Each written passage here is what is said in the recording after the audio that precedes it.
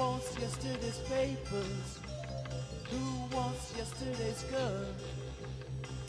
Welcome to the latest edition of Looped In Live, presented by Methuen Family Health Center. Did we have a stop last night? Are we just still here? Or? I thought we did stop, actually, yeah. Yeah, we did. How did your fantasy draft go? It went well. I got in like 8 minutes before the start of the draft. So. Well, you're welcome. 8 minutes of leeway. Yeah, we ran Lou a little late last night on Ranger Nation Radio, the premiere of the fall premiere. The fall premiere, exactly. Yeah. So Tim Wood with you and Sid Harris. How are you? Very good. You? You know, why not? Why not?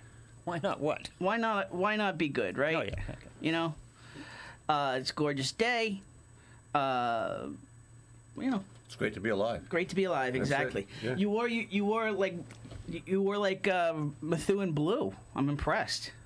Actually thought of that when I woke up this morning. No, you didn't. Did you really? Yeah, you know. You don't know what you're like me. You don't know what you had on until you looked. Yeah, my wife's so lazy to close up for me in the morning. So, good vibes can't just be on Tuesday, Brian. Yes, I agree. Very good point. Tim Wood, editor of Loop Weekly, here with pundit extraordinaire Sid Harris, and you. 978-659 and Lou Blasi. What am I? We talked, but you see him in the corner there.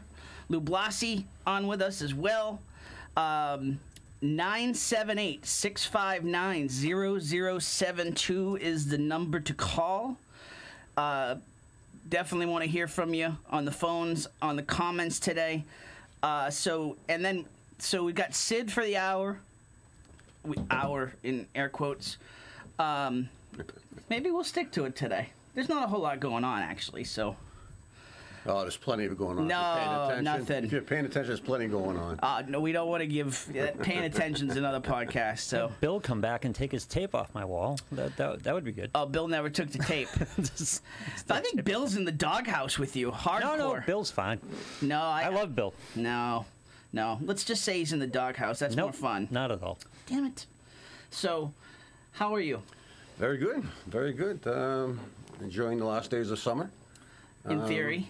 Hopefully it continues until sometime in April. I don't see that happening, but that would be nice. But no. Just going to enjoy it. Not at all. Yeah, I'm with you. Yeah.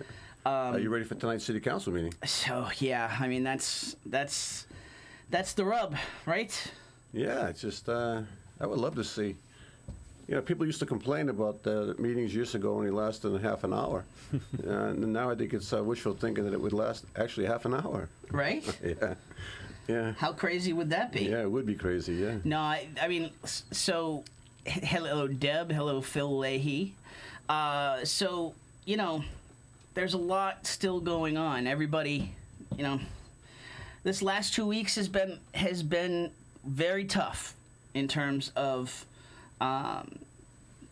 Judy Scannell resigning from the superintendent position. Likely would have left, likely would have retired at the end of this year, but it's really not the point because of all of the licensing concerns that went on and escalated the situation. Some lack of truthfulness. What's your? We haven't really talked. You and I haven't really talked about this whole thing. Before we get into like today's, today's juice. Like, what's your take on the whole thing with Judy? And I thought she was a great. It's very tough, I right? thought she was a great superintendent. Yeah. I've had the opportunity to live in, let me see, 1, 2, 3, maybe 3, 4 superintendents, and I actually just thought that she did an excellent job. This is very unfortunate. It's no way in all reality to spend. Dedicate 40 years of your life to go out this way. At the end of the day, you have a responsibility, and I think you need to fulfill that responsibility to your community that you're serving. Resignation, I thought was the right thing to do. It's lose-lose, isn't it? Because it's inevitable. It has to happen, but you lose a good superintendent, A, and this is going to cost the city money. Wait till you get the figure on the new superintendent. Yeah. That's probably something. I mean, Negotiate that price. Yeah. That's fair to say. No, it's going to be more expensive. Yeah. And so it will likely be more expensive if you're hiring outside the district, as they say is the thought process right now. Brandy Kwong is the interim, and from what I'm told from the school committee, like that means interim, as in getting to the next school committee meeting. And then they will come up with a full-on interim, whether that's Brandy or another choice, full-on interim that bridges it while they do however long the search takes. Mm. Again, in reality, because she was looking to retire, that search was likely going to begin in October, but it could have taken a little bit more time. Now they're in a time crunch. You want to get it right, but I mean that's going to be priority number one for the school committee. I was disappointed by the school committee and what came of that. How so? I just didn't think that they. By voting to accept the resignation, they just send the message that it's all right. Like there, no hearings, no discussion of what happened. It's just let's forget it. Let's sweep it under the rug, and move forward. But doesn't that usually happen with administrations as they go out the door anyway? What happened in the past. You just kind of move on and learn by it. I don't have anything ill to say about the superintendent. As an advocate for people with disabilities and the accessibility, she's always been accessible to me, and I really haven't heard anything negative by most of the parents. And that's the thing that are outside the political arena, And that's the thing that was what was toughest about this was. Well, same thing from my side. I've said it. Isn't her licensing? Isn't this a matter? Can't you look this up on the internet? Yes. I mean, we can talk about her, but the people who hired her. Yeah. The oversight for the school. And they're just passing that. They're just passing that along too. Well, it's not only that. It's not just the school committee. It's the negotiation of a contract too. When you negotiate contracts, you're supposed to have all your ducks in a row before you shake a hand. Yeah. And we're seeing that with this past administrator with the police department, and now we're seeing apparently, the mayor negotiated that particular contract too, and presented that to the school committee. Judy was in place when Mazzani came in, wasn't she? Yeah. Yes. Oh yeah. But that was a Manzi. Was that during Manzi?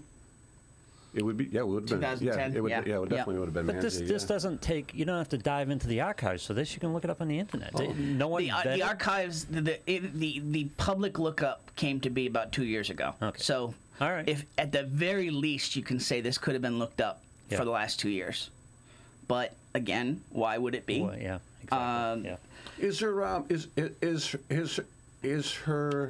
Is her pay based upon that license, or is it based upon the accreditation she has and degrees? It's based upon the licensure. Yeah. Well, just like any teacher. If that's the case, and then maybe her pension should be challenged or at least looked at. And that's what a lot of folks are saying. Yeah. Oh yeah.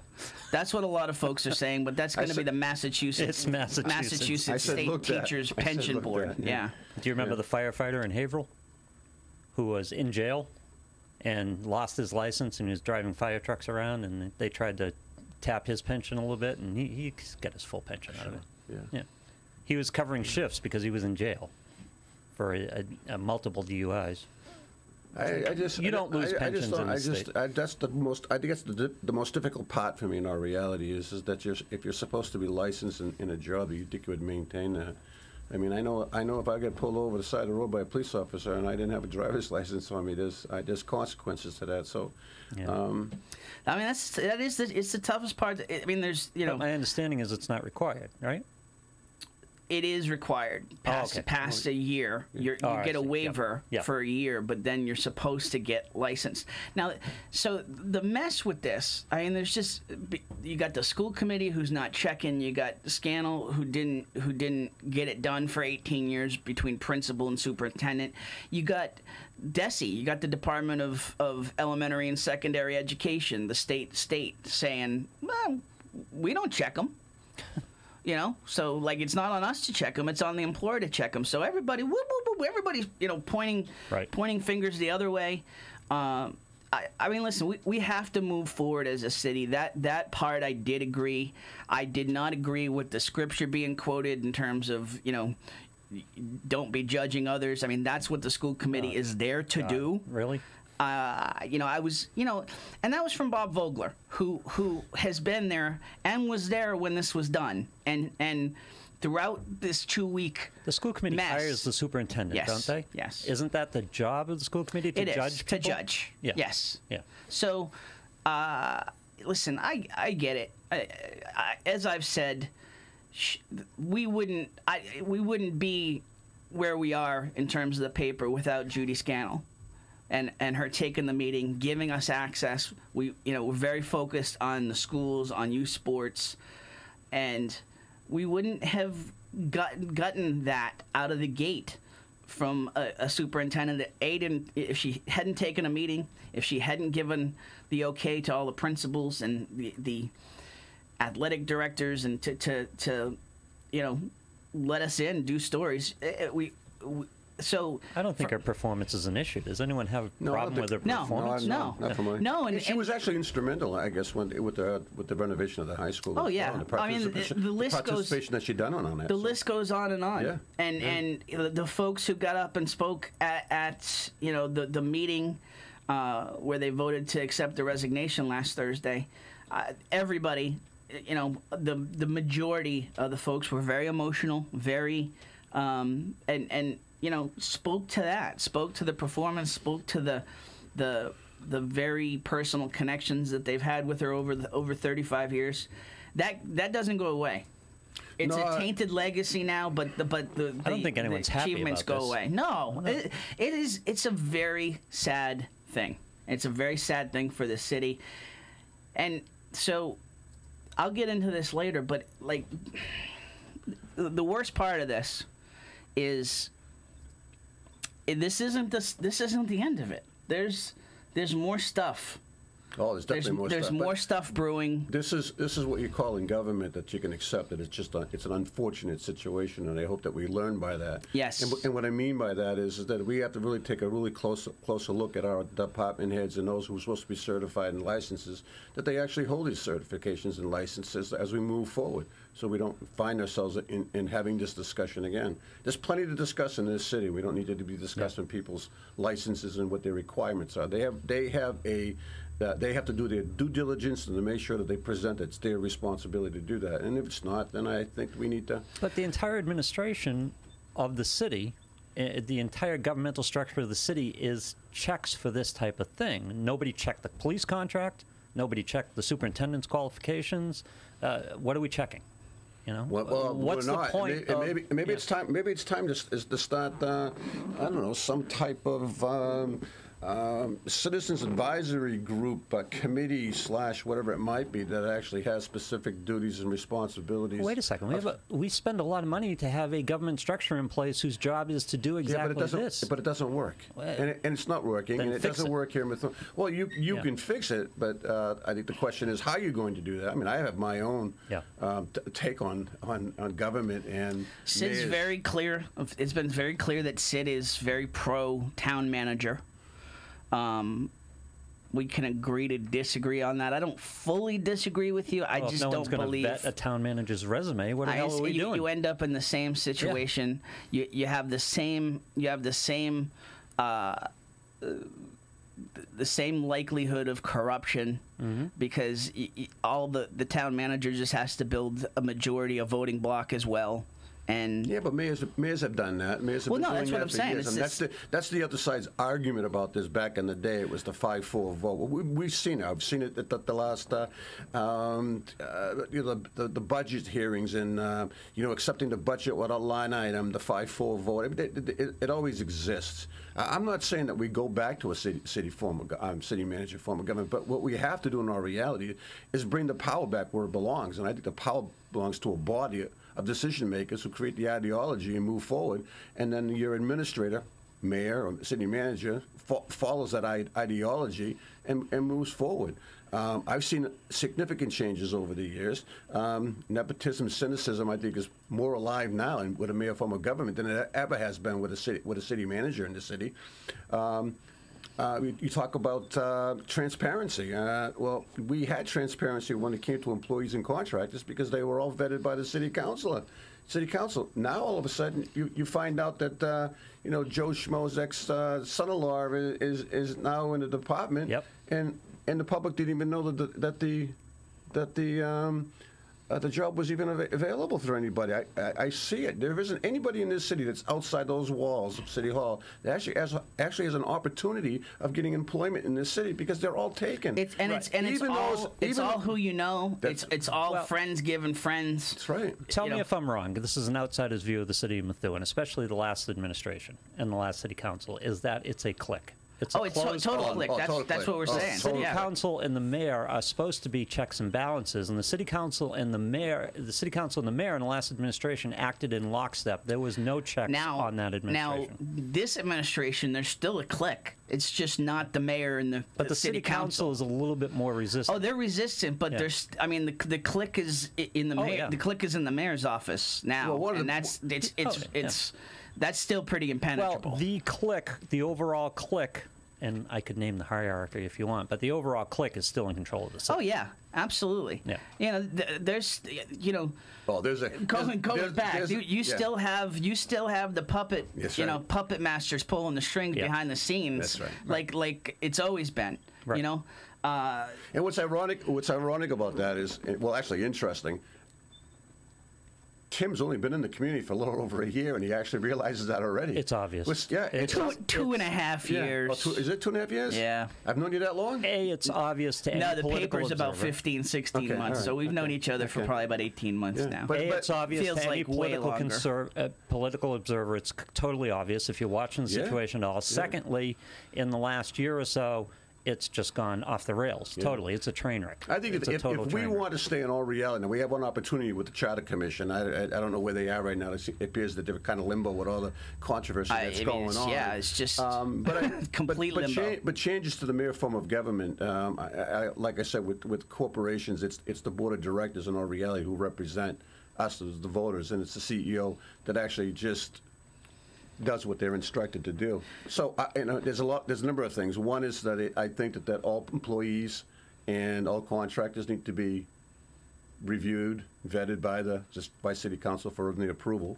One of the things I never liked is that a mayor has the ability to spend up to $49,999 without City Council approval for projects.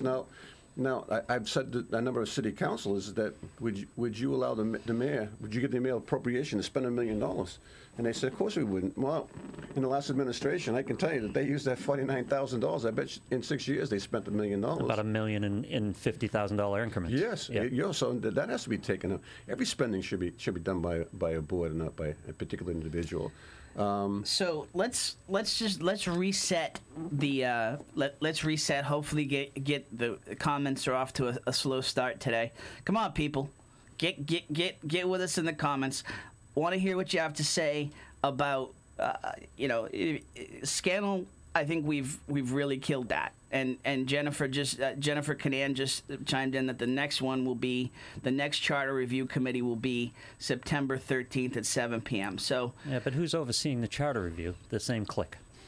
So I wouldn't say exactly. No, I can't. That's strong. You've got a good mix in there. I think you have a really good mix. You have some young folk I mean, I think Jennifer Cannon is an asset to that. Absolutely. You have Dennis Cesargli on Orielli. Even though that I kind of disagree with some of the charter changes that he made as mayor, I thought he was a great manager.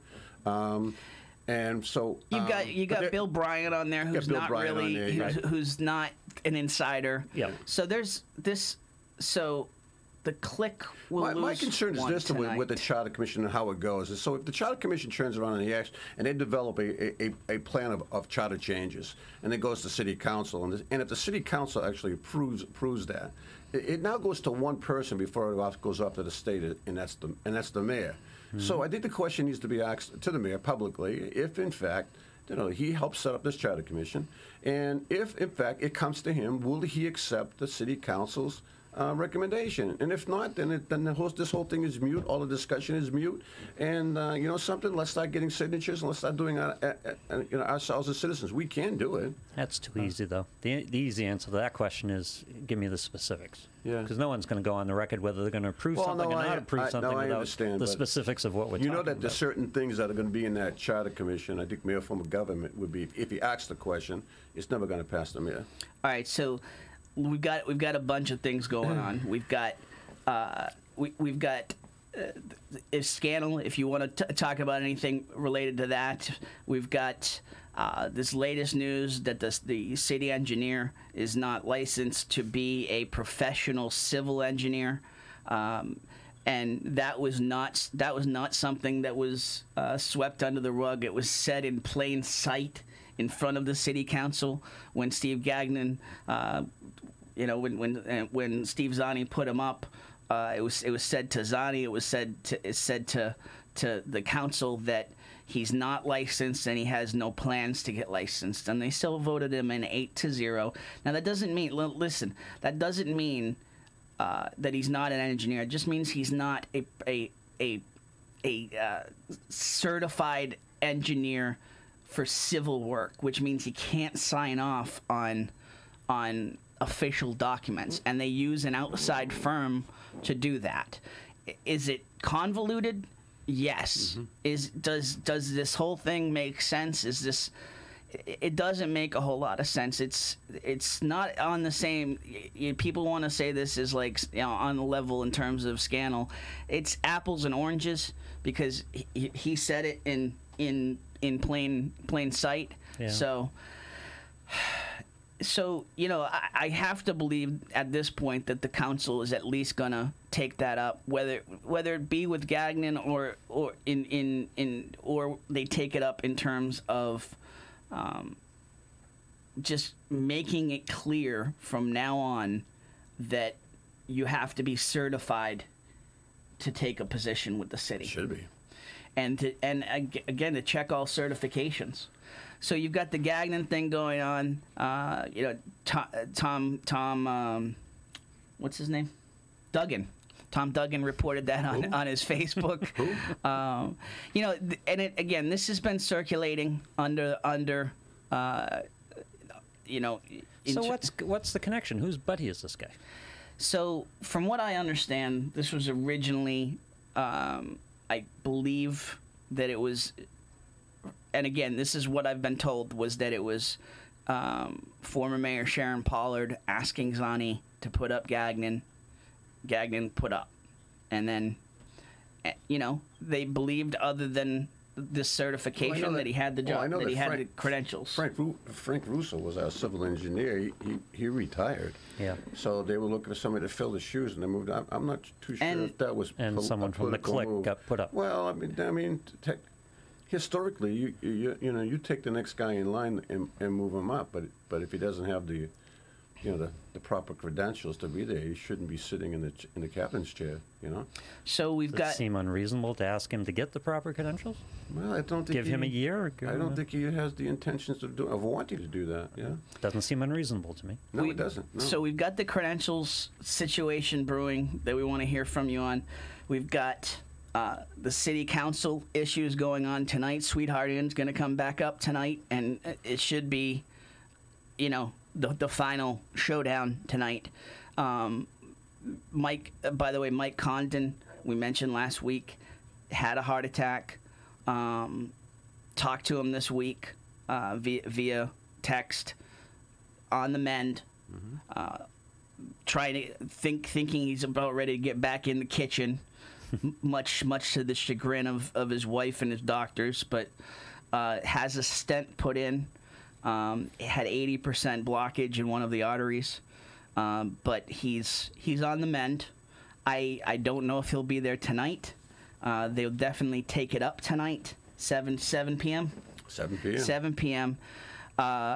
You've also got, again, not that it's been forgotten. People are like, don't forget this. Don't let this shiny ball over here in terms of this anonymous letter and this whole scandal distract us. Nobody's forgetting. The police situation between the city council and the mayor is going to come back up tonight. There'll be an update in terms of any guidance given from the Department of Revenue in terms of whether they believe what Mayor Jajuga is doing is illegal in terms of paying the superior officers at the elevated rate that the city council did not agree to. Yeah.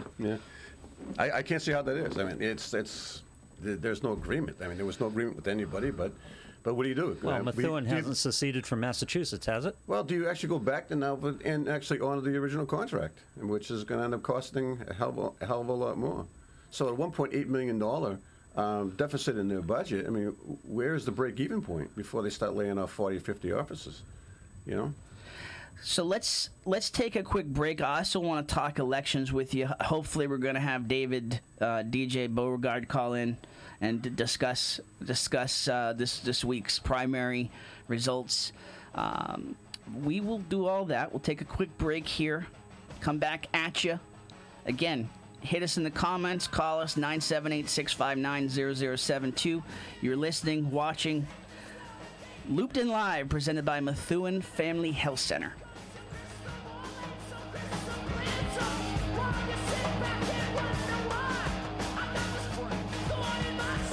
All right, a big shout out to the folks over at AFC Urgent Care. They've been big supporters of us since the beginning as the title sponsor of Ranger Nation Radio, and we are big fans of theirs. AFC Urgent Care, the right care right now. You'll never need an appointment. Got that persistent cough and cold, that cut that needs a few stitches, or need a sports physical and don't want to wait weeks to get into your primary doctor? AFC's streamlined approach helps you be seen quickly and feel better fast. In Methuen, in the Merrimack Street Medical Professionals Building, 380R Merrimack Street. In North Andover as well, in the Burton Grill Plaza. 8 to 8 Monday to Friday, 8 to 5 Saturday and Sunday. Go to afcurgentcare.com for more details.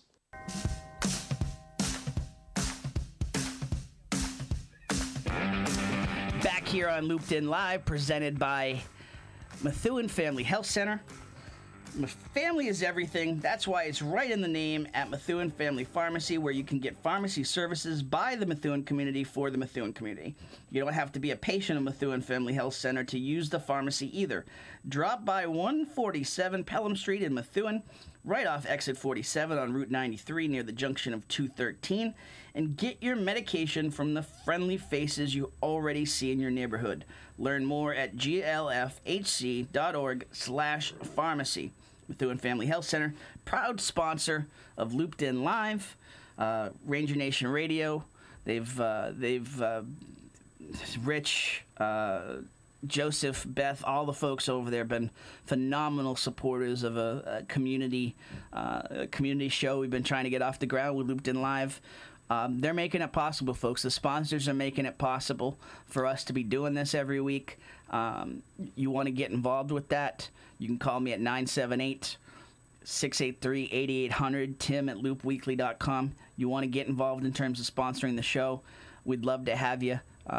Viewership growing every week, and with all the issues going on, never a shortage of things to talk about. Yes, Sid? Never a shortage. No. I'm so surprised. I am so surprised over the last year as to all the topics that we're actually having discussions, and I would have never thought in a million years that we'd be having these type of discussions. But it's absolute insanity. Yeah. Speaking of insanity, do we have David on the phone? DJ Beauregard. DJ. Hey, what's up? How are you, sir? Doing all right. How about you? Very good. Now, DJ, give the viewers, listeners, a little background in terms of your experience on the political election front. Sure. So I've been involved in Methuen politics in one way or another. I took a break for a while, but I started when I was 16, so this has been something of interest to me, and of course this election cycle has had no shortage of interesting races and candidates, so there's a lot of exciting stuff going on, and a lot of it's ongoing too. So we had two big results in terms of Methuen getting out to the polls on Tuesday. We had the state rep race between Lisa Yared-Ferry and Christina Minicucci. Lisa being a Methuen resident and native, looking to fill the seat vacated by Diana DeZoglio, who's running for state senate. And then we'll get to that, DJ, but I mean, give me the latest in terms of what you're hearing, in terms of what is going on with this congressional race. Right. So right now, there were about 85,000 votes cast, and the last count had Lori Trahan up over Dan Coe by 52 votes, which is crazy.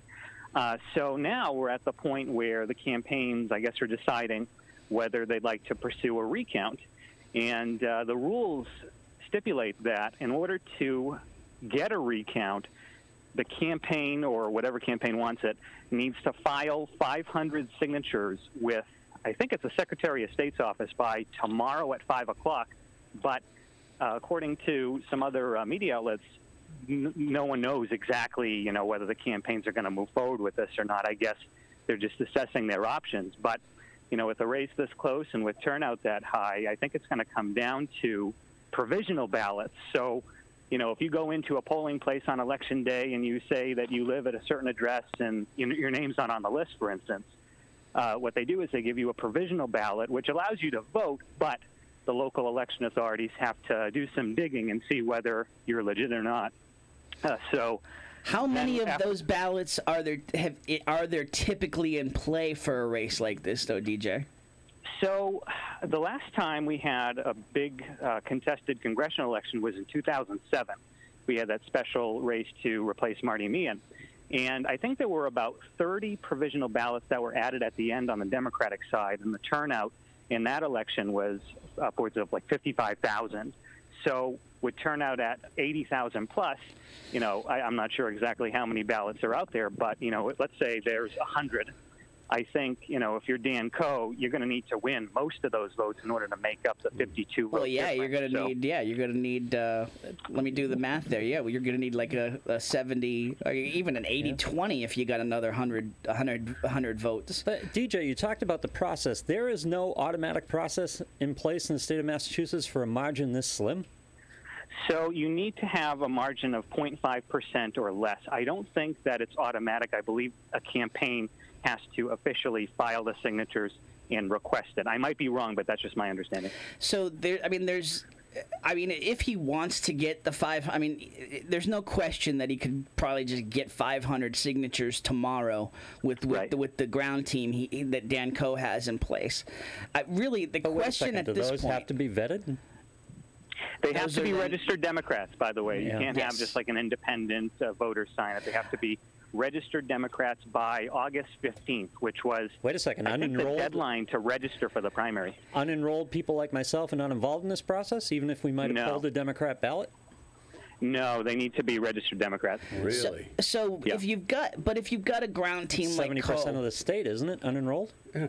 If you've got a ground team like Coe does, I don't feel like 500 signatures would be difficult. I think the real issue here, though, is does he believe that there's let's just say 100 ballots out there, and that he could get 80 of those 100. Second, Lori Trahan came out yesterday and said, and made a very good point. Now, you're going to make this point if you're on the winning side, of course. But I mean, we're coming up on 60 days till the election, and you don't want to give Rick Green any more absolutely valid. Yeah, Yep. any more time.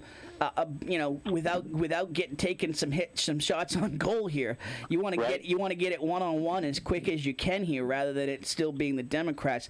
DJ, do you feel like there's pressure within the Democratic Party on Coe right now to just give way, or is it just too close that they're not going to get involved? I think that the pressure wouldn't surprise me at all, just because of the fact, as you mentioned, we have just a few weeks until the election.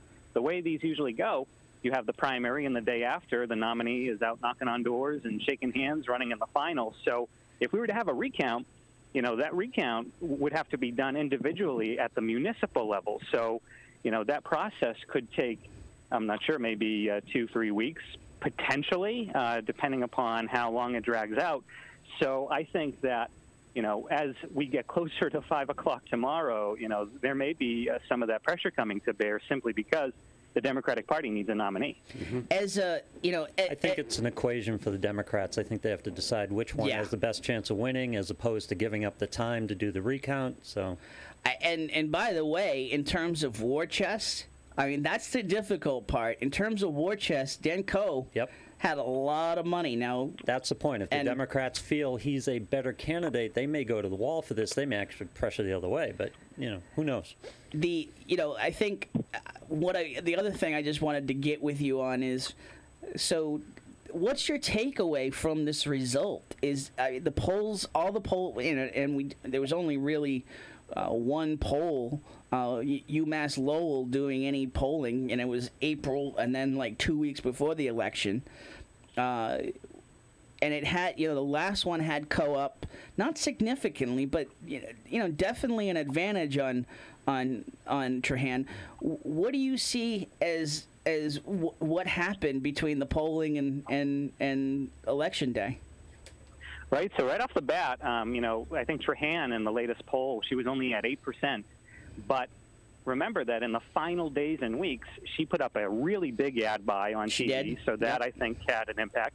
But also remember that pretty much every newspaper, the Boston Herald, the Boston Globe, I believe, the Sun, in Lowell, they all endorsed her en masse.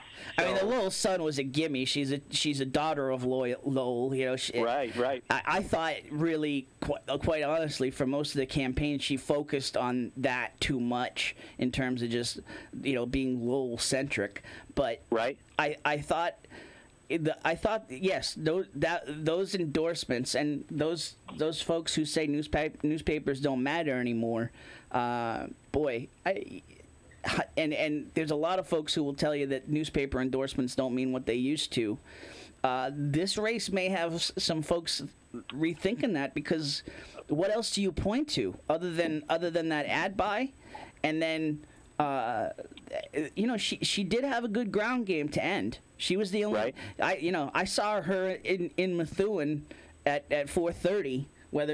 Even if it was for 2 seconds, she got around the district and made herself present right up to the end. Now they all did well, not all of them, but I think Trahan, L'Italian.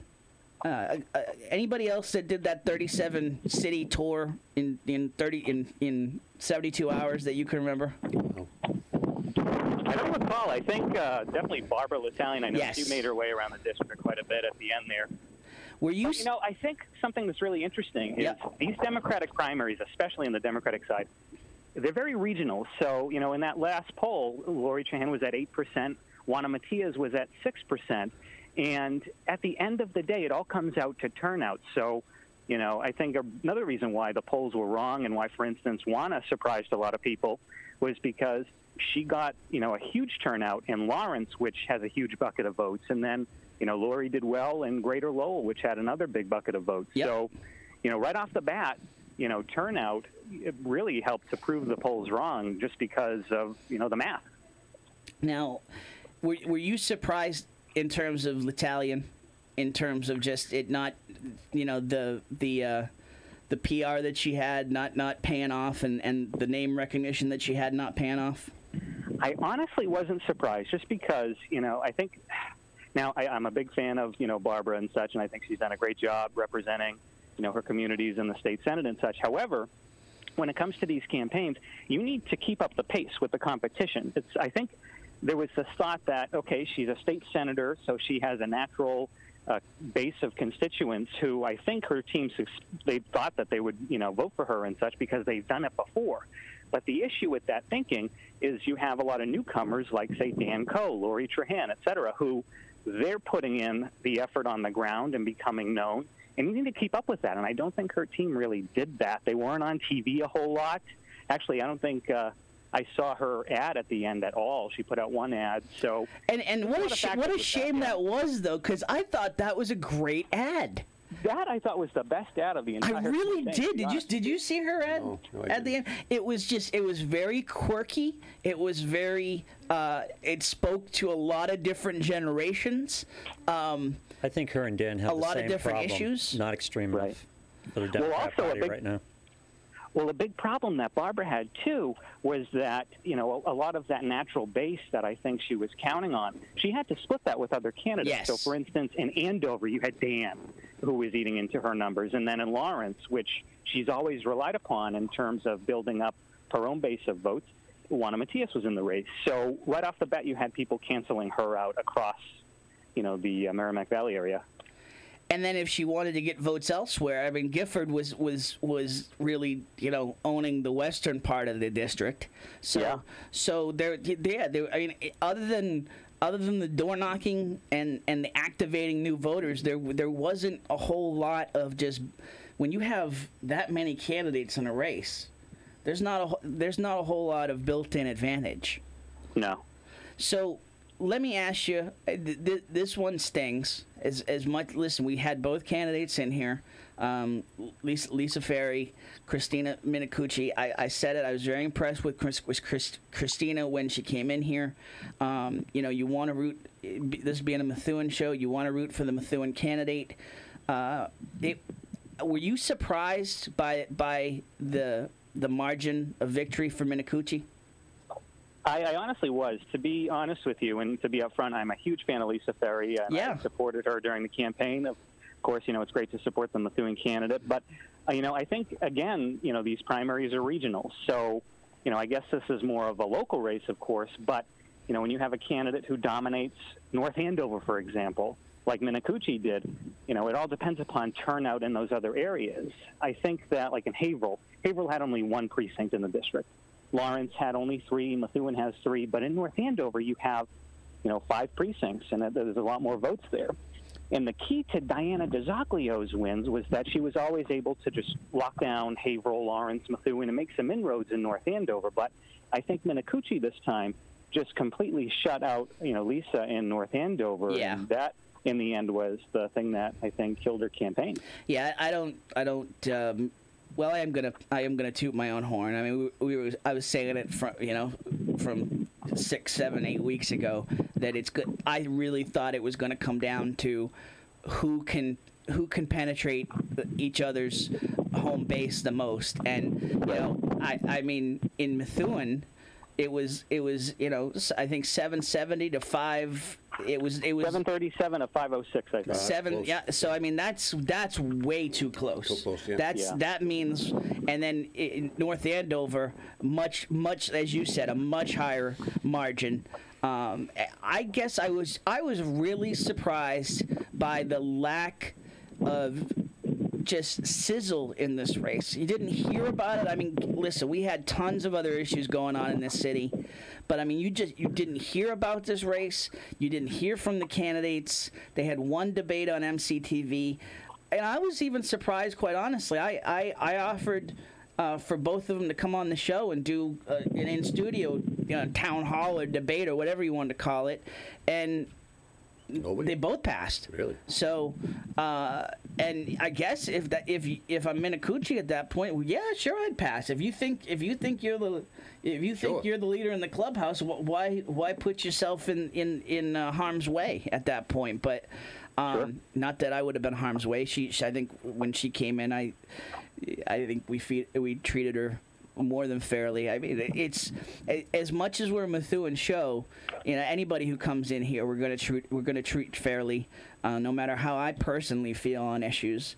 And you know, I was, like I said, I was just really impressed with her presence and with her just on point answers just on her game, and I guess I just was lacked by the unextraordinary efforts of on the Methuen side. Yeah. And again, like you said, that's our candidate. We want to support Lisa. And I still think she would have. I think she would have been, and in the future could be an excellent candidate. She definitely spoke a lot more to policy than to just flash. I think she's not that Christina isn't substance, but I think that Lisa is all substance and not as much flash. And she's and I think the other part of it too. I guess I'll ask you this, Sid. Sid Harris is here, by the way. He's taking it all in. In terms of how much do you think for the Methuen voter that the police thing played into it, and Lisa's lack of really getting out in front of that in terms of why she voted for the contract, or how much if anything do you think that played in? Oh goodness, I don't want to really step in that one. Right, that's loaded. Yeah.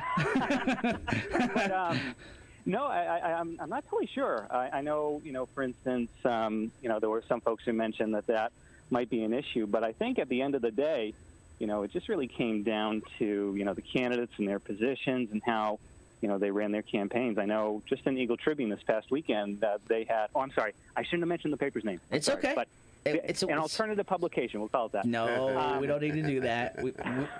We like the Tribune. So, that's too funny. But in the Tribune, they had each candidate, provide answers to specific questions, and I think it just came down to difference in, style, as you mentioned. So, you had Lisa, who was citing specific pieces of legislation, and then Christina was taking, and not just specific pieces of legislation. She was citing bill numbers.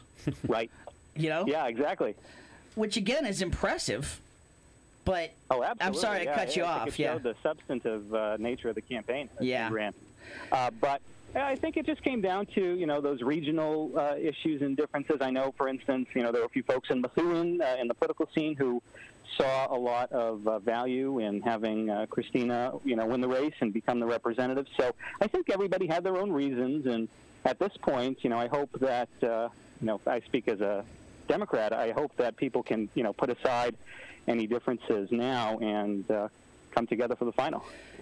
We're speaking of DJ Beauregard. DJ, any other takeaways? I really appreciate you coming on. Any other takeaways from these races, or anything else you saw in this election that surprised you, or that we take away for future elections? Well, I think really comes down to turnout. I think that's what this election taught us, is that you need to get out your vote. You need to not take anything for granted. You have to, if you're running a campaign or anything, you need to run scared all the time, as they say. You can't take any specific advantage that you might think you have and take that to the bank. And I think we saw that in a few races across a few candidates in this one. And I hate. Listen, I stay away from Trump talk, but this is the one thing that I said. I'll say. If you watched the circus on Showtime, you saw it firsthand, just in terms of Trump's campaign hustled right up until the ballots were being cast. They were in all the places that Hillary thought she had locked up, and that's how you have, like you said, that sort of hustle. That's what you got to be doing right until you legally can't do any more. Right. Absolutely. DJ, huge thank you for coming on. Really, and by the way, DJ was giving results throughout the night on Facebook. Was sharing them with me as well. Really appreciate all your insight throughout the campaign, and don't be a stranger. You're welcome anytime on here. Oh, thank you. Thanks for having me, and hope you guys have a good one. And listen, DJ, it was nice listening to you. Oh, well, thank you. That's on I'm you. a talker, I know. That's on Sid. That's on Sid. That's not on you, DJ. Thank you again, DJ. All right, take care, bye. You too. All right. 978-659-0072. We're going to get back to city council talk, get back to specific city issues.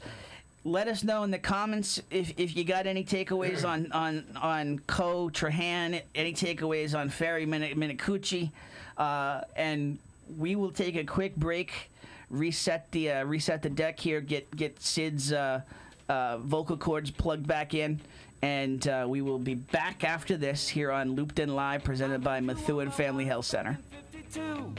Lying awake, intent and tuning in on you. If I was young, it didn't stop you coming through.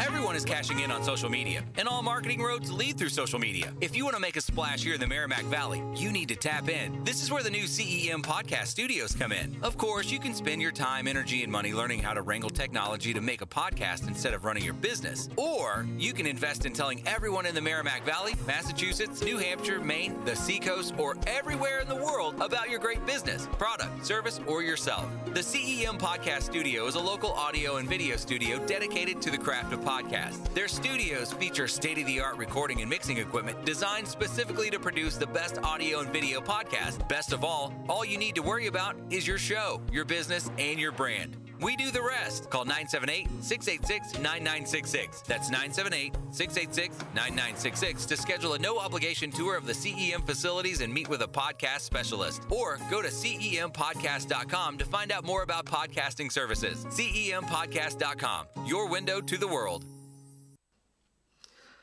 I love talking about my man, Val Davila. It's a dream to own your own business, and Val and Susan Davila made that a reality in February 2013. They started with just 2 insurance carriers, but now Right in Place Insurance for Progressive, Safeco, Pilgrim, Plymouth Rock, and Mapfre, just to name a few. Need auto insurance, renters, commercial, or home? Davila and DeFusco prides itself in having lifelong roots in the Merrimack Valley. Put their experience to work for you. Visit them at 225 Broadway or call 978-241-7950 for a free quote, or visit them online at daviladefusco.com.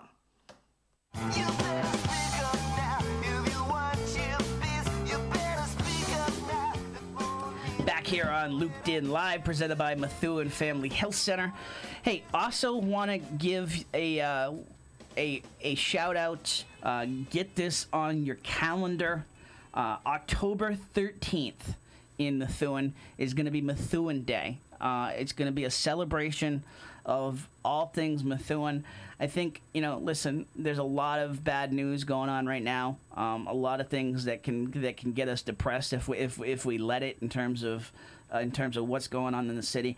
But there's a lot of good things going on in the city as well. Every day, every minute, and I don't think Methuen Day couldn't come at a better time in terms. Absolutely. I mean, we need this. We need to focus on the good things that are going on in the city. It's going to be a celebration of the residents. It's going to be a celebration of Methuen small business. Just a time to get together and whether it be Methuen entertainers, they're gonna have. So here's what's gonna happen: Hampshire Street, downtown Methuen, is gonna be closed off pretty much like a block party, from the square down through, and I believe it's gonna shut off right before Lebanon or the Mediterranean. I think Hampshire High Street will be open up to the police department. You think it'll be out right up to the police department? No, I think they'll close it before that to make that Lower Street run. So I don't have that official. And Rich LaRochelle, if you're on and can clue us in terms of the spacing there, but we're partnering with the committee behind Methuen Day. We're a Methuen-owned, Methuen-based business, and listen, we're going to promote the heck out of this because this is this has the makings again of just a great annual event.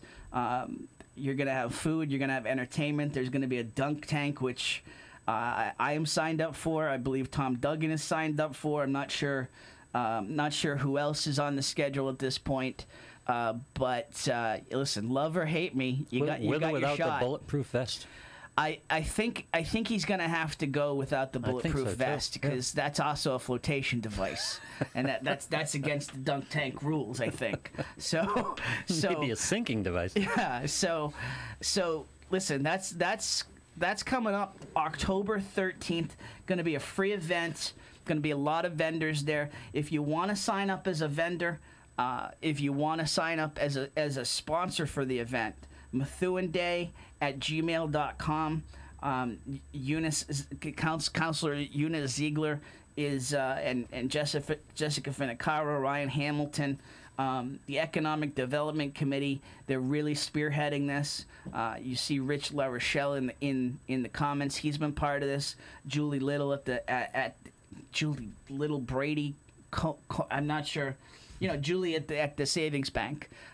She's been very involved. She's always involved in community events, but she's been very involved in this. It has the makings of a great event.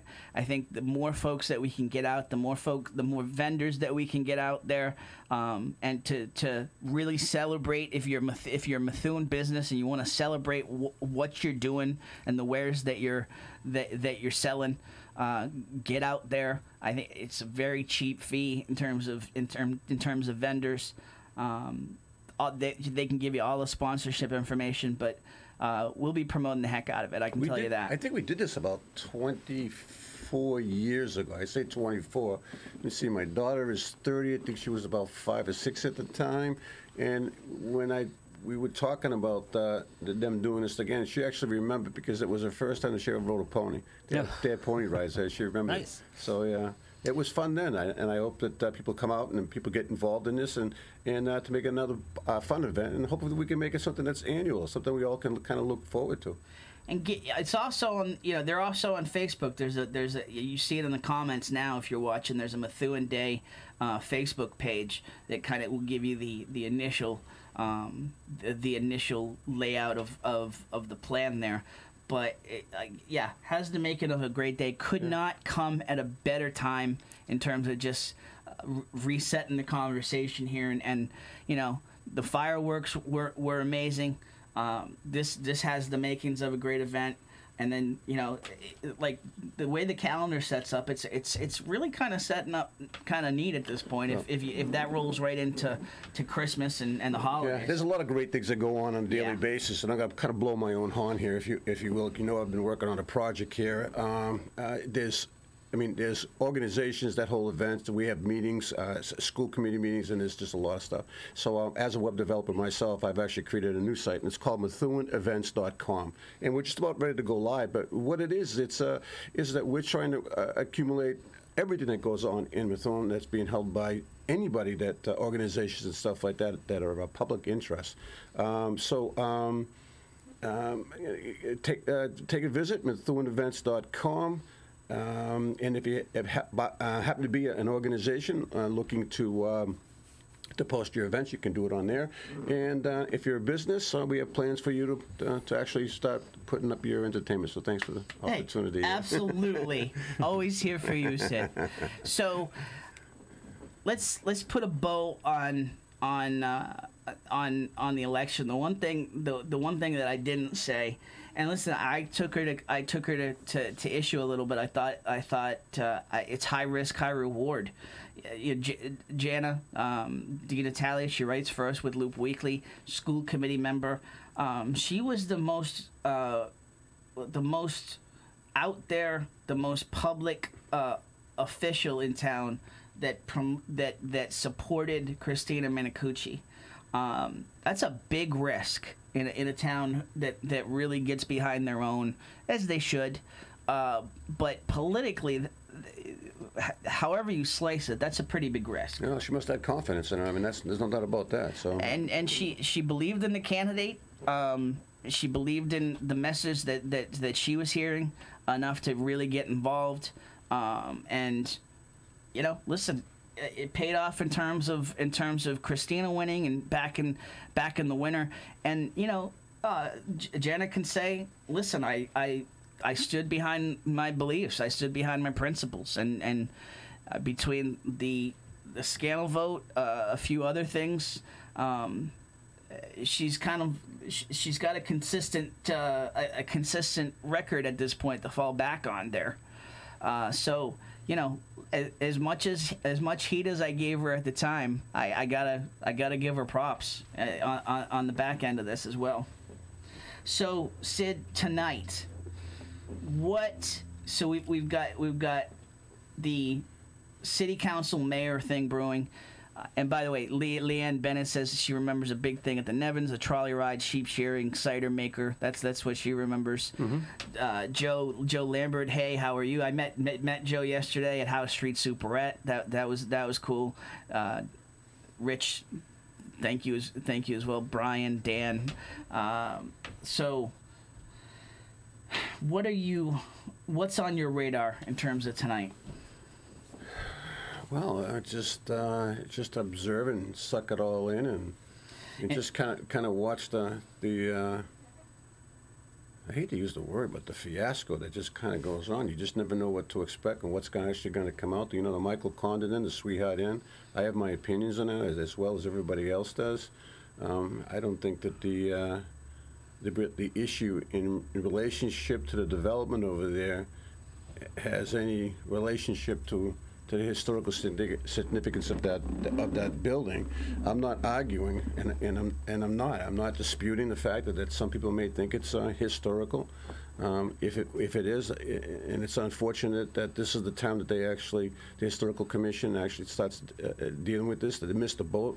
They missed the boat. They if it is, it's newly historical. Yeah, this is something that the historical commission should have dealt with a long time ago before it got to this place. This is gambit. This is all gambit. I mean, it's obvious. And you talk, and the people that are actually talking about. I mean, the people that are going up there are pretty much neighbors, and they don't like the idea of 11 to 12 homes coming into an area. I understand their concern. Yeah, you can't disagree. I mean, listen, that's their right to disagree with it. Hey, I'll be honest with you. You know, I live on the Eastern House Street. I wish there was something that was historical that I could stand up and say, I want Toll Brothers to start building hundreds of homes.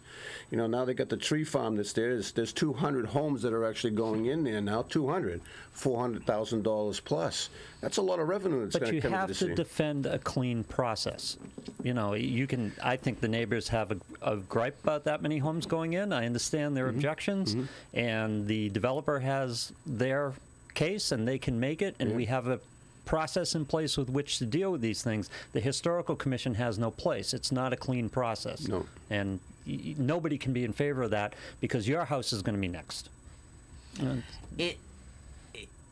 It's what's the classification? I won't say dirty, but listen, it is dirty. Every side is using the cards that they can. And my biggest dirty on this was the mayor getting involved in it with the community development board. That's not clean either. That's not, rigging the process. That's rigging the process where he should not have been involved. Period. The commission is there to adjudicate this. Yes. And adjudicate the audience. Let that process work. Stay the hell out of it. And unlike the historic commission, stay the hell out of it. Unlike the school committee, he is not part of that board. Yeah. For a reason. So. No, he used his power to cut them off. Yes. So he made the decision. He usurped power from them by cutting them off financially. So you've got the Sweetheart Inn thing likely coming to a resolution tonight in terms of there's no more charter objects to make. There's no more time here. They have the right to start bulldozing now if they want. It's just a matter. I don't see any plans of if Mike prevails this evening. I don't see any plans in the very near future of them tearing that facility down. I think there's a lot more planning on the contractor side with Mike and him. I know that they're holding their. They're going to continue to hold their. The comedian nights. Their comedian nights for the next 2 months. Does the city council have a funding play like the mayor does? Do they have $49,000 in their pocket that they could throw at the commission? No. In terms of what? No. Well, again, the commission is disarmed because they haven't got the funding to follow a legal path here. So what if the city... The city council, you mean? Yeah. No. And there's not the votes there right now to make it historical, no matter how much the folks want to shame them into it. I don't want the historical part, but I want the commission to fight it out with the developer and let the process and let the rules play out the way they're going to play out.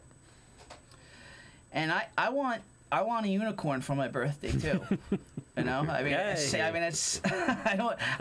not taking a shot at you, but I mean, just in terms of that, sadly, that ship's sailed in terms of this playing out. You're right, because properly. You're right, but it's not about this particular instance. It's about the process, because if you allow the process to be rigged like this, it's going to be rigged against you. Yes. Yeah. Absolutely. You have to defend the process. What else tonight, Sid? What is on the agenda tonight? I haven't taken a look at it. I just got back from Algonquin, Maine.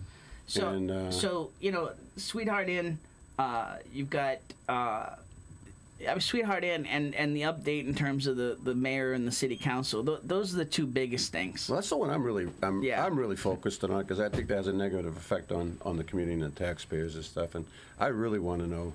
I mean, people want to talk about those two people on the city council. I really want to know who orchestrated this contract in the beginning and what the real deal was. That's what I want to know. For those who think that's not, like, we're never going to find that out, I just listen again. The details are not out there yet in terms of what's going on, but I can just tell you, I've said this to you already, I can tell you there is an investigation going on. No doubt about it. And it's at the state level, and it is, by all accounts, from what I can see, a very impartial investigation. It's not rigged, and there will be an end result of that investigation. So, the one other thing I'll say it. So there's one other thing going on, unfortunately, that you're going to hear about in the next few days. Breaking news. Is that what this is? I'm not going to break it. Okay. I'm going to let the group that's at issue. It should come. It should come out on Monday. But it's a gut punch. Really? It is it's a different kind of gut punch. It's not a political gut punch. It's a community gut punch at a time where we just do not need this. Do not need any more shots on goal at this point. And I'm not. Listen, I'm being respectful of letting the proper folks announce what's going on and what's being done about it. It's quite amazing listening to this, and just let everybody know. My house is for sale. Anybody wants to know? It's 978-689. Boy, I'm telling you. Every time we turn around a corner, it's more controversy. It's just the you hear a lot of people saying that there's more stuff coming, that there's skeletons, and that's fine to say. I'm not. I don't tell you this. I'm not trying to tease you. I'm not trying to spread gossip. This is a real story. That it's not a good situation, and I'll be reporting on it. But it's very sad. And there's more details to come out about it, but you'll hear about it next week. So look forward to it. No, not at all. Not at all. That's the tease.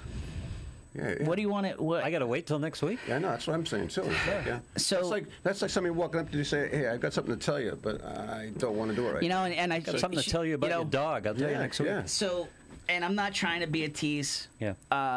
Listen, when the scandal thing came out, I said that I was very against the fact that it was put out there on that Friday, the day that everybody got their anonymous letters in the mail, not email, actual letters in the mail.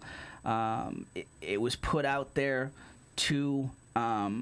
It was put out there too late in the day for anyone to check with Desi in terms of verifying the information that was in this letter. I didn't think it should be reported at that point. I didn't report it on Friday. I was praying as a resident, as a fan of Judy Scandal. I was praying that when I called Desi that Monday morning, that they would tell me the whole thing was just a big mistake, and that's not the way it went. And so at that point, you got to report on it. In this situation, I probably, it does sound like gossip at this point. So that's on me. I just want to be respectful. I don't want to put it out there. I want the folks that are owning it to put it out there, and then we'll report on it. But we'll squeeze them after. Squeeze me. You can squeeze me off air. We won't let them out of the building until we know. Anyway. No, I like a good cliffhanger as much as the next guy. And I mean, listen. Yeah, I know we all binge on things nowadays, but there is some. Yeah, there's something to the cliffhanger. Delayed gratification. That's adulting. This is and. No, this isn't gratifying, and this is gonna be. This is gonna be. It's just not. It's not a good thing. Again, it's 9786 my house. Anything else to add at this point, Sid? Very subdued today. Very subdude Sid Harris. A very subdued commenting section today. It's the calm before the storm. You actually get the opportunity. I mean, that's why I go to city council meetings. I just don't speak every time. I sit there and absorb the conversation. And that's what I'm doing today. That's what I appreciate. Well, it's, when you come on to be the speaker, you're one of the speakers. You that's kind of incumbent on you to not just take in the conversation. That's all I'm saying. All right. Well, one of the next shows, let's talk about the development in our community, the disadvantages of some of this development coming in, the opportunities that it actually gives us in tax revenue, how we're going to utilize that tax revenue to keep and maintain a balanced budget. We're talking about, this development that's going on up on House Street. With the old tree farm is 200 units, $400,000 plus each unit. You're talking an average of $15 million a year. Well, let's plan to do something with that money instead of say, oh, look what we got, look how we can spend it. Make that investment, put it someplace, take a percentage on an annual basis. Yeah. If you did that in 10 years, you'd have a coffer at the end of the year for about $28 million, but you're still pulling out $10 or $12 million. And it just grows instead of just going, all right, we're gonna spend $15 million this year, and then next year you're counting on that $15 million again. And Sid, listen, election support is expensive. I don't know how much of this you're going to be able to put away. Yeah. Sean C., listen, you're right. Hey, John Smith, I heard about your wife. You don't know? I'll tell you next week. Yeah, you got. Listen, that's my bad. I guess when we were just talking about the bad news that's out there, and the hits keep on coming.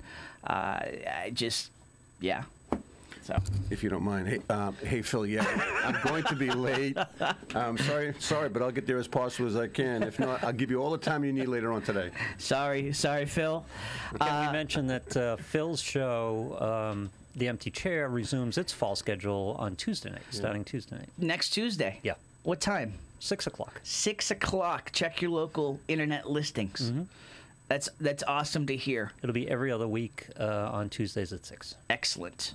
So it's a great show. It is a great show. Phenomenal show. Phenomenal what he does, and even though he's not not the grand poobah of MVP ASAP anymore, there's still a lot of work to be done, and he's going to do it. He's going to shed the knowledge and let the stories be told on the empty chair. Sure. So that's great. So just a couple of house cleaning things in terms of us. Rich said it. Ranger Nation Radio premiered the fall season of Ranger Nation Radio, the show that we talk about Methuen youth sports. Big viewership last night. Yeah, it was crazy. Yeah. That was the fastest we've gotten to 1,000 views. Especially seeing we were 10 minutes late. So. Yeah, absolutely. And 10 minutes late in different streams. You had 1,000 active views last night? Yeah. No kidding. Yeah. Yeah. No kidding.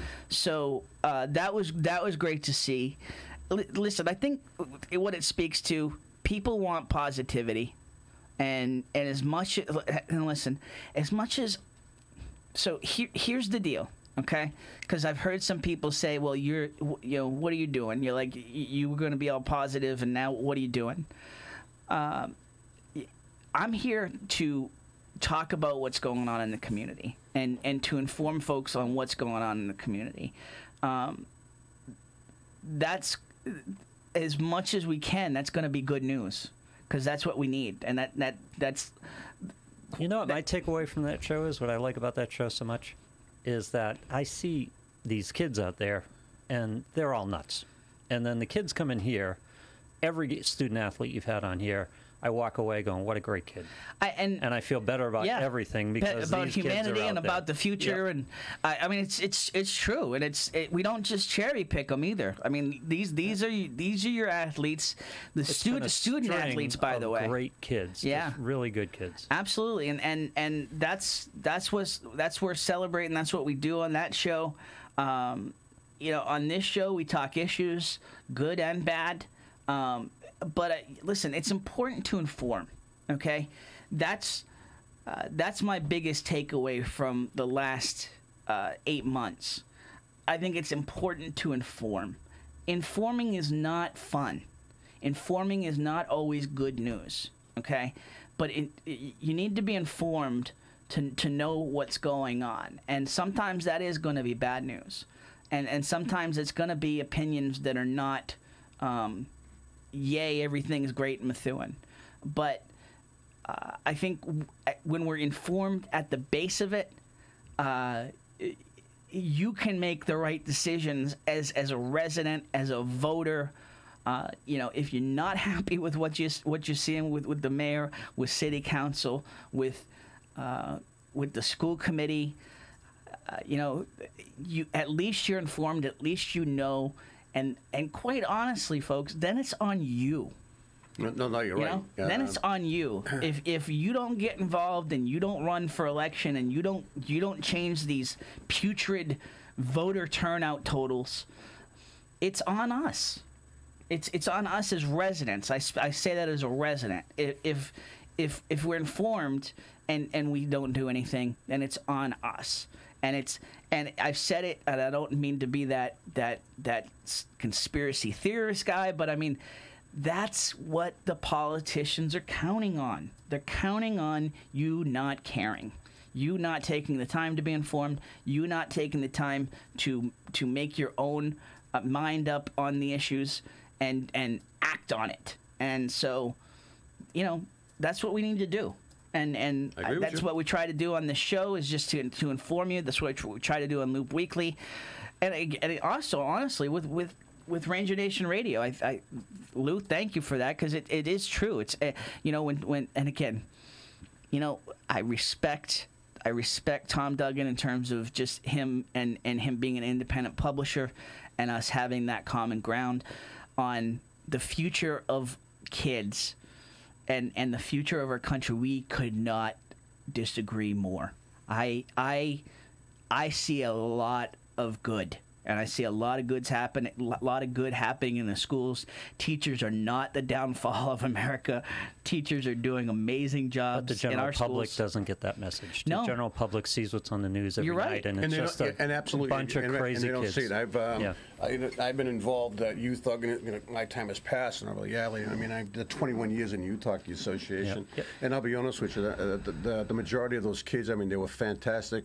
They were highly involved in their sport and other activities in their life, and they became very successful. I'm now, the 4, 5, 6 year older that we were coached is now 31, 32 How years old. amazing is that? I mean, It's just amazing. I guess it makes you feel old, but It's like, hi, but Tommy, I mean, hi, little Tommy, and the next thing you know, I'm walking into the superette, and this big He's got a tall kid. dude comes over here. Yeah, and he has a child, and he goes, "Hey, coach, how are you?" And it's like, but it wow. matters. I was a level You know? 4 USA hockey official. The kids were great. Parents a problem. Parents yeah. were, oh yeah. And listen. honestly, I was that's escorted out of a rink at least once every year by cops. I was the first president of the Youth Hockey Association that actually suspended a parent. And the parent says to me, "How are you going to suspend me?" They got into an argument with almost a fist fight in another rink, and I says, "Well, this is how we work it.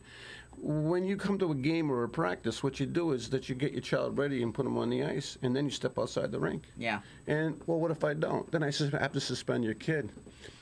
And the respect that I got from that, from other parents, because now there's a consequence for your action. Yep. But you're right. I mean, you're right. What I mean, you the said- kids were fantastic. what you said. So you know, my son's now. My oldest is 15. When my son was 6, 7, 8, 9, we had a period where he wasn't having the respiratory issues, where he was able to play, and he was a damn good athlete. It still is. And I was coaching, and it was amazing coaching these kids, but the parents made it intolerable. And this is another community. This is down south before I came home. I will say, from what I've seen in Methuen, it is so much better. There's always room for improvement in terms of the parents getting it.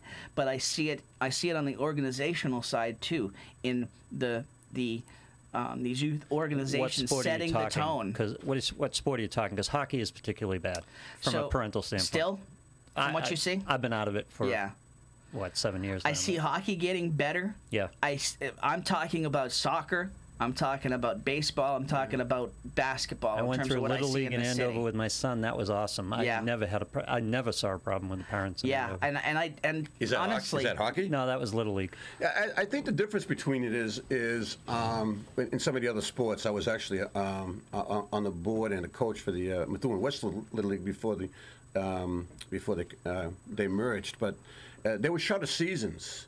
Yeah. But when you get into hockey, it's almost 30 weeks. Yeah. And it's not just once a week. I mean, in Methuen, we played two leagues, and you had 3 practices a week, so you're on the ice five days a Yep. week. And I think that cabin fever starts coming into play at a certain time. Hockey where is everybody starts getting anonymous. nervous. They're up in the stands. It's dark up there. They can yell at you. They feel like they're anonymous. But man, I could tell you stories. I could. I mean, I You got can't tell. out of it. I already know the stories. and the younger kids are the worst. Yeah. Yeah. The younger kids. Oh, yeah. You work in the younger games Yeah. is the worst. And isn't that unbelievable? That's when you want, and that's what blew my mind. Is that's when you want them to just be having fun and think of that as fun. Right.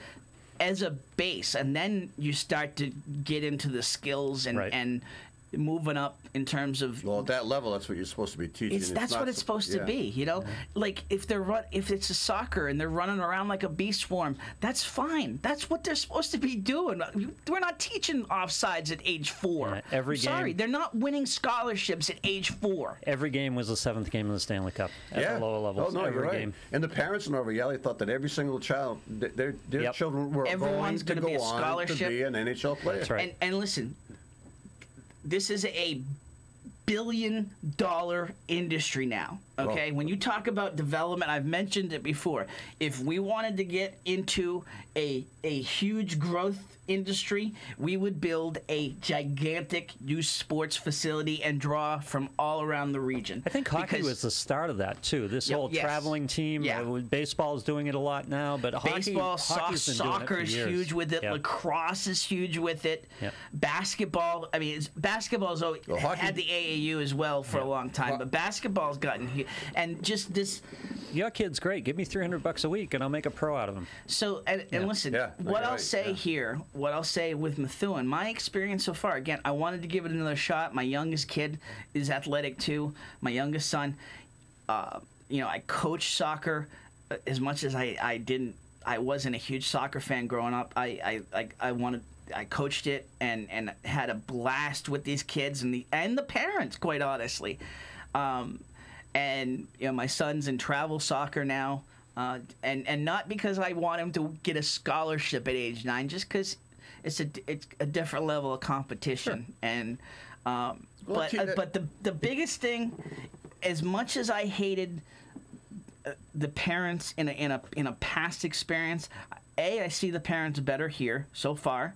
So far, so good. There's always some, but the majority of what I see in this town are respectful and let their kids play. The other part of it, you mentioned this. So, I coached Jake in the fall, last fall. I got sick there. I got sick and didn't coach in the spring.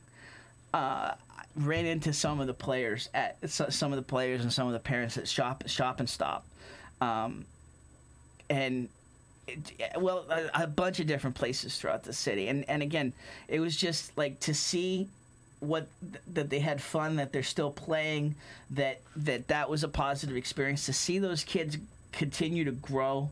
There's nothing like it. I still see some of the players. Let me see. My son Christopher's what now? 40. He'll be 43 this year. Oh my Lord!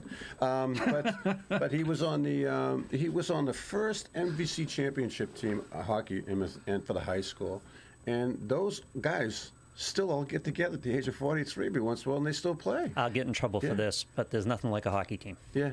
The bond among hockey teams, the bond among hockey players is, you know. Yeah, they just. Matter of fact, it was. Why will you get in trouble? What do you mean? Well, people are going to say other sports are the same thing, and there's something about a hockey team. Hockey is just You go out and play hockey with a guy.